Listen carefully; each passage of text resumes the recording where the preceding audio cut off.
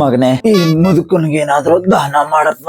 ದಾನ ಮಾಡಿದ್ರೆ ನನಗೇನ್ ಲಾಭ? ಒಂದಿನ ನೀನು ನಿಮ್ಮ ಅಪ್ಪ ಅಮ್ಮನ ಹೆಸರನ್ನ ದೊಡ್ಡ ಮಟ್ಟಕ್ಕೆ ತಗೊಂಡ್ ಹೋಗ್ತೀಯಪ್ಪ. ಇವಾಗಾದ್ರೂ ದಾನ ಮಾಡಪ್ಪ. ಈಗ್ಲೇ ನನ್ನ ಹೆಸರು ದಾನ ಅಂತ, ಈಗಾಗ್ಲೇ ನನ್ ಮೇಲೆ 150 ಪೊಲೀಸ್ ಕೇಸ್ ಇದೆ. ಪರವಾಗಿಲ್ಲ ಬಿಡು, ಈ ವಯಸ್ಸಿನಲ್ಲಿ ಅದೆಲ್ಲ ಸಹಜ. ನೀನು ಕಷ್ಟಪಟ್ಟು ನಿಮ್ಮ ಅಪ್ಪ ಅಮ್ಮನಿಗೋಸ್ಕರ ದೊಡ್ಡ ಮನೆ ಕಟ್ತೀಯಪ್ಪ.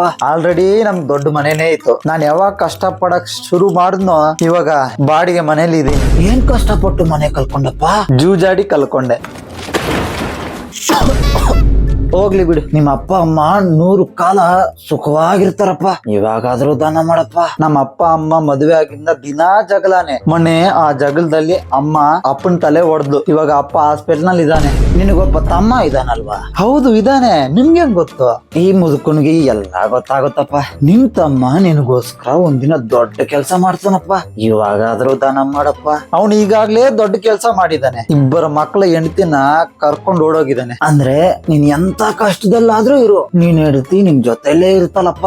ಅವನು ಕರ್ಕೊಂಡು ಹೋಗಿರೋದು ನನ್ನ ಹೆಂಡತಿಯನ್ನೇ.